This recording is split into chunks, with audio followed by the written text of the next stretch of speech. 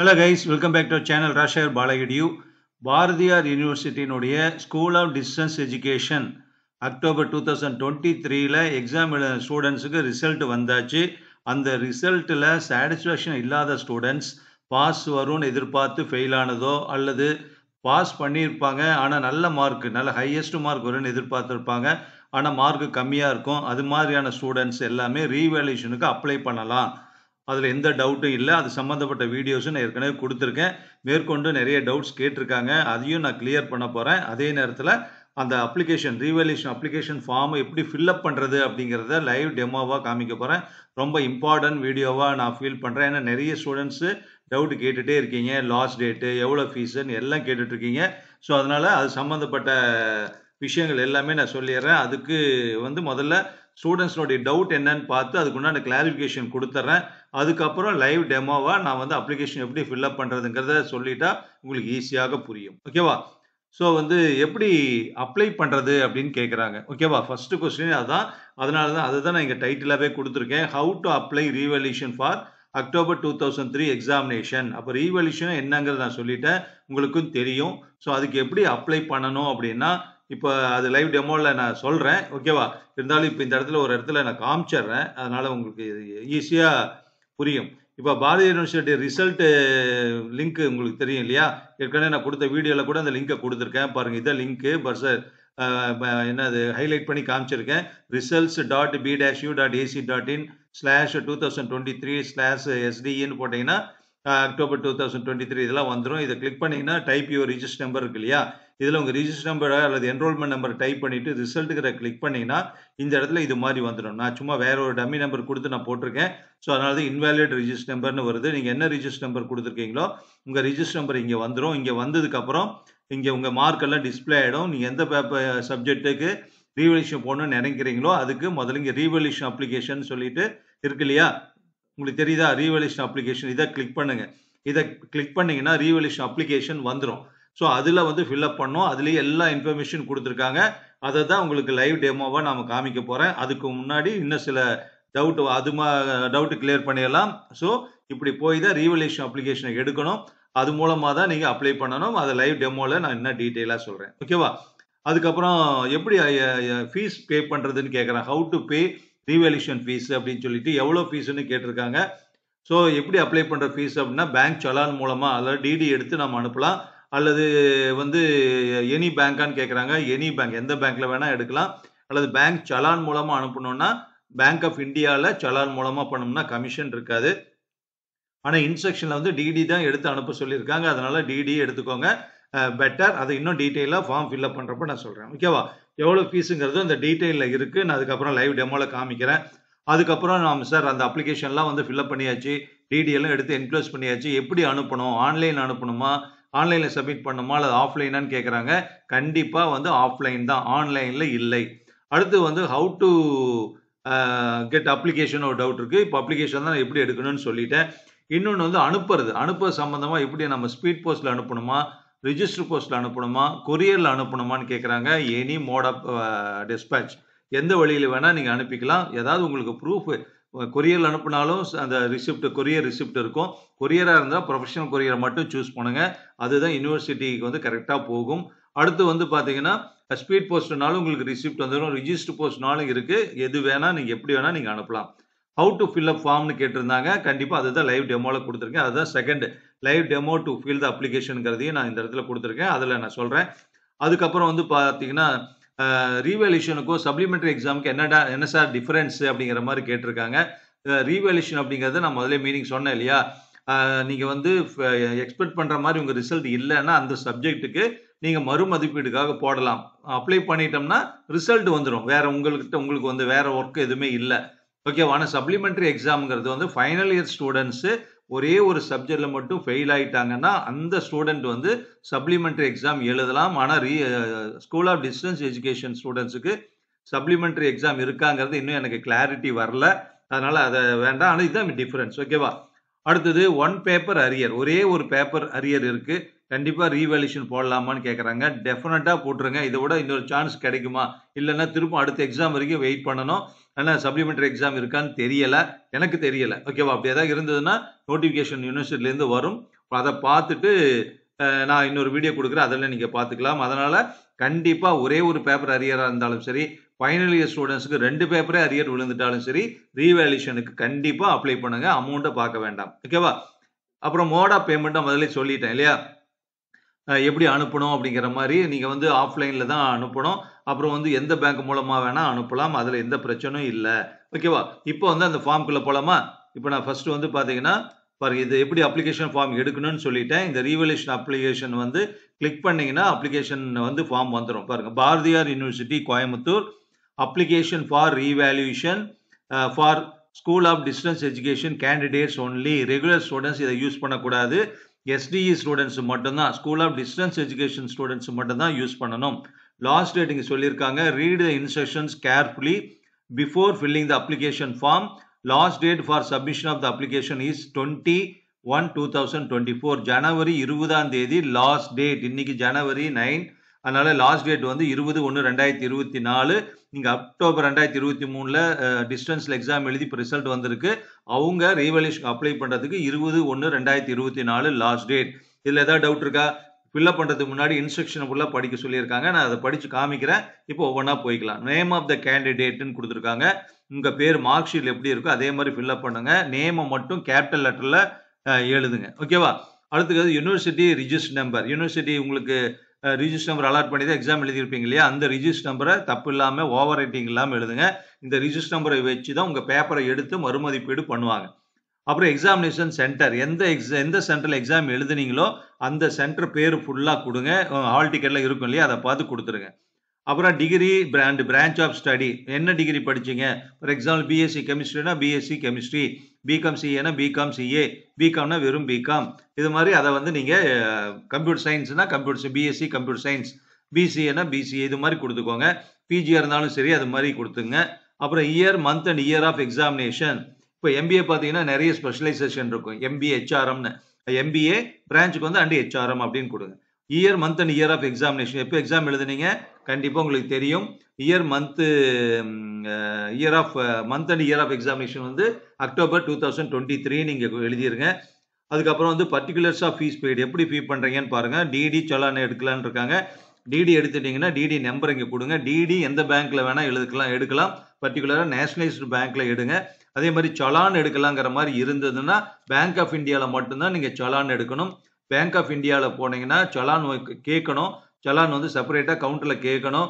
இது மாதிரி பாரதியார் யூனிவர்சிட்டியுடைய ரீவல்யூஷனுக்கு அப்ளை பண்றதுக்கு சலான் வேணும்னு கேட்டீங்கன்னா அந்த சலான் வந்து கொடுப்பாங்க. அந்த சலான்ல தான் ஃபில்அப் பண்ணணும். அந்த சலான் 4 போர்ஷனா இருக்கும். 2 போர்ஷன் அமௌண்ட் கட்டிட்டு அவங்க எடுத்துக்குவாங்க. மீதி 2 போர்ஷன் மட்டும் கிழிச்சு நம்மகிட்ட கொடுப்பாங்க. அதுல கண்ட்ரோலர் ஆஃப் எக்ஸாமினேஷன் அப்படிங்கிற ஃபார்மை மட்டும் தான் ஃபில்அப் பண்ணி அந்த கவுண்டர் ஃபைல மட்டும் தான் அப்ளிகேஷனோட ஃபில்அப் பண்ணி அனுப்பணும்.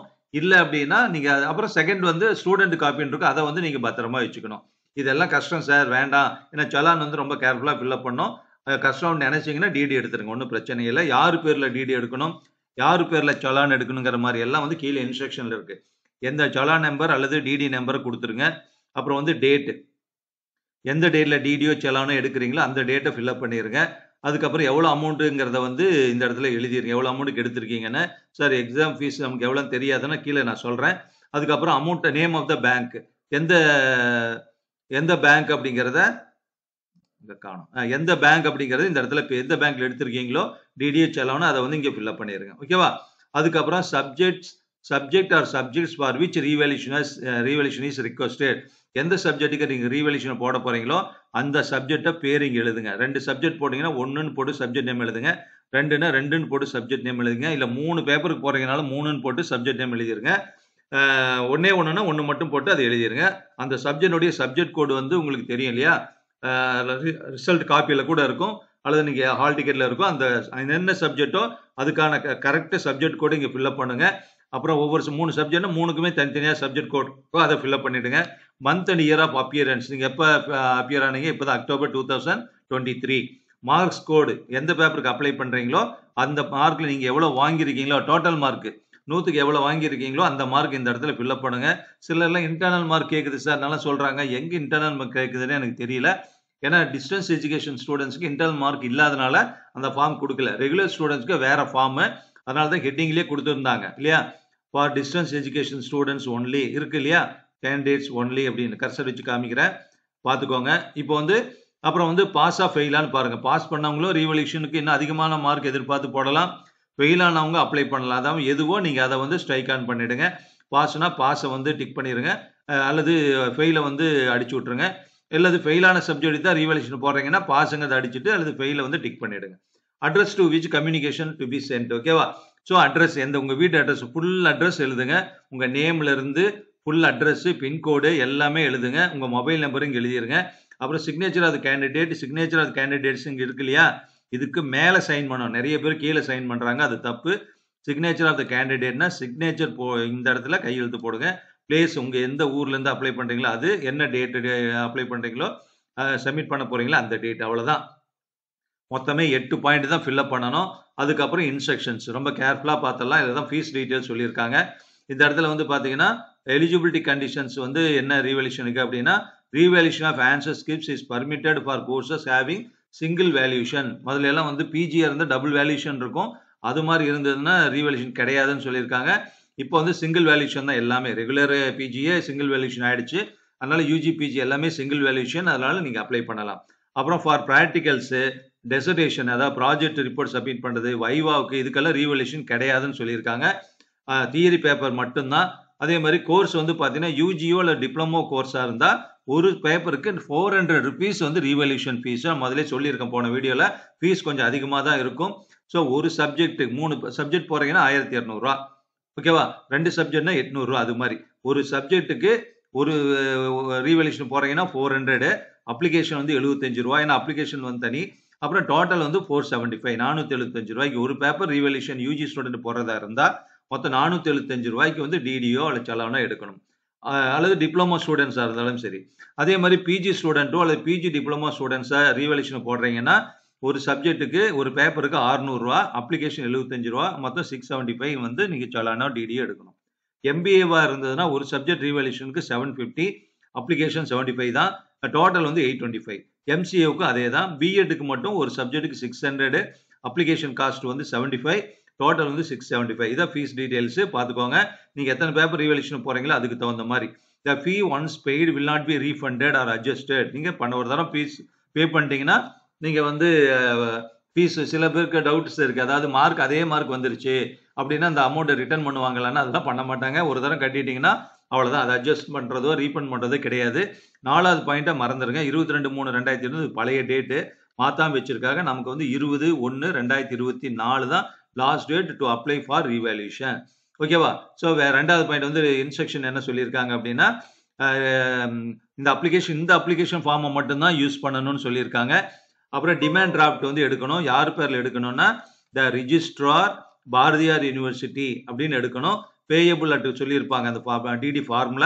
அதை அதில் கோயம்புத்தூர்னு எழுதிடணும். இதை தான் வந்து must be sent along with the application. DD தனியா அப்ளிகேஷன் தனியா அனுப்பக்கூடாது.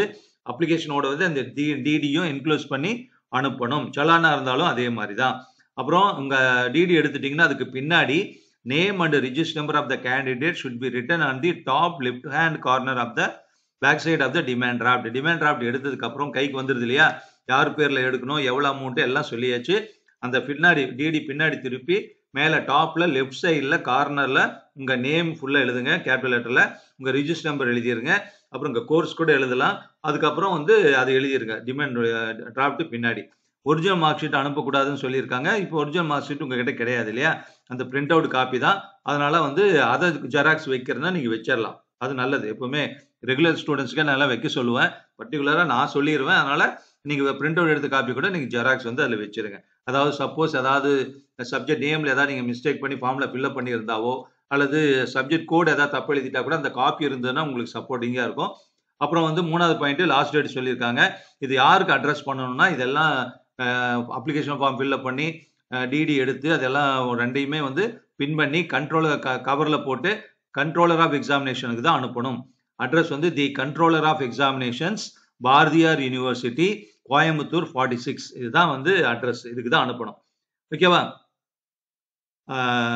The candidate may apply to register for the subject in which revaluation is served in the next examination within the stipulated time without waiting for the results of revaluation. அதாவது revaluation நீங்க apply பண்ணிட்டு அதுக்கு அடுத்த exam அனௌன்ஸ்மெண்ட்டே வந்துருச்சு. ஆனா revaluation result உங்களுக்கு கிடைக்கவே இல்லைன்னாலும் நீங்க வந்து பணம் கட்டாம இருக்க வேண்டாம். நெக்ஸ்ட் எக்ஸாமுக்கு வந்து பணத்தை கட்டிடுங்க. அப்புறம் ரீவேல்யூஷன் ரிசல்ட் வந்ததுன்னா அந்த அமௌண்ட் வந்து அட்ஜஸ்ட் ஆகும். அப்படி சொல்லியிருக்காங்க. அதனால ஆனா இப்போ டைம்ல மேக்ஸிமம் 1 or 2 monthsக்குள்ள ரீவேல்யூஷன் ரிசல்ட் வந்துரும். அதுக்கப்புறம் அப்ளிகேஷன் எல்லாமே இன்கம்ப்ளீட்டா இருக்கக்கூடாது, ஃபுல்லா இருக்கணும்னு சொல்லுவாங்க. அது பாருங்க ரீஃபண்ட் பண்ண மாட்டாங்கன்னு சொல்றாங்க. யாருக்கு நான் சொன்னேன் இல்லையா அட்ரஸ் இங்க சொல்லியிருக்காங்க. இந்த அட்ரஸ்க்கு தான் நீங்க அனுப்பணும். The controller of examinations Bharathiar university Coimbatore 641046 அதான் 46ன்னு சொன்னேன். ஓகேவா? புரியுது இல்லையா? இப்போ எல்லா டவுட்டும் உங்களுக்கு கிளியர் ஆயிருக்கும். அதனால வேற ஏதாவது டவுட் இருந்ததுன்னா கமெண்ட்ல சொல்லுங்க. இதுக்கு மேல டவுட் வர்றதுக்கான வாய்ப்பே இல்லைன்னு நினைக்கிறேன். இருந்தாலும் மேற்கொண்டு நம்ம பசங்களுக்கு நிறைய டவுட் வருது. டவுட் வர நல்லதுதான். அப்பதான் வந்து நமக்கு இருக்கக்கூடிய சந்தேகங்கள் எல்லாமே வந்து கிளியர் ஆகும். ஒரு கிளியர் கட்டான ஐடியா நமக்கு கிடைக்கும். ஓகேவா? அதனால வேற ஏதாவது டவுட் இருந்தா கமெண்ட்ல கண்டிப்பா சொல்லுங்க. ஏன்னா நான் இப்படி சொன்னதெல்லாம் நீங்க நினைக்க வேண்டாம். 20/1/2024 இப்போ அப்ளிகேஷன் நான் காமிச்சேன் இல்லையா? இன்னொரு தடவை காமிச்சிடுறேன். இந்த அப்ளிகேஷன் சொன்னேன்ல, இந்த அப்ளிகேஷன் இன்ஸ்ட்ரக்ஷன் என்ன பண்றீங்கன்னா டவுன்லோட் பண்ணிக்கோங்க. டவுன்லோட் பண்ணி பிரிண்ட் அவுட் போட்டு வச்சுக்கோங்க. 2 காப்பி பிரிண்ட் அவுட் போட்டு வச்சுக்கோங்க. ஒரு காப்பி தப்பா போச்சுன்னா கூட இன்னொரு காப்பியில நீங்க எழுதிக்கலாம். ஓகேவா? அதுல ஃபில் அப் பண்ணிக்கலாம். 2 காப்பி பிரிண்ட் அவுட் போட்டு வச்சுக்கோங்க. இன்ஸ்ட்ரக்ஷன்ஸ் வந்து ஒரு காப்பி எடுத்துக்கோங்க. திரும்ப ஒவ்வொரு தடவையும் நீங்க மொபைல்ல பார்த்துட்டு இருக்க வேண்டாம், இல்ல லேப்டாப்ல பார்த்துட்டு இருக்க வேண்டாம். ஏன்னா மொபைல் எப்பவுமே பார்த்துட்டு இருக்கிறத விட ஏதாவது ப்ராப்ளம்னா பார்க்க முடியாம போயிடும். நெட் கனெக்ஷன் இல்லைன்னா அதனால நீங்க அது மாதிரி பண்ணிக்கோங்க. ஓகேவா? வேற ஏதாவது டவுட் இருக்கா? இல்லையா? ஸோ இன்னொரு வீடியோல பார்க்கலாம். Thank you very much. All the very best for your revaluation result. என்ன எக்ஸ்பெக்ட் பண்ணி போடுறீங்களோ அதுக்கு தகுந்தமான ரிசல்ட் ரீவேல்யூஷன் மூலமா உங்களுக்கு கிடைக்கட்டும். நம்ம சேனல் சார்பில் ஆல் தி வெரி பெஸ்ட்.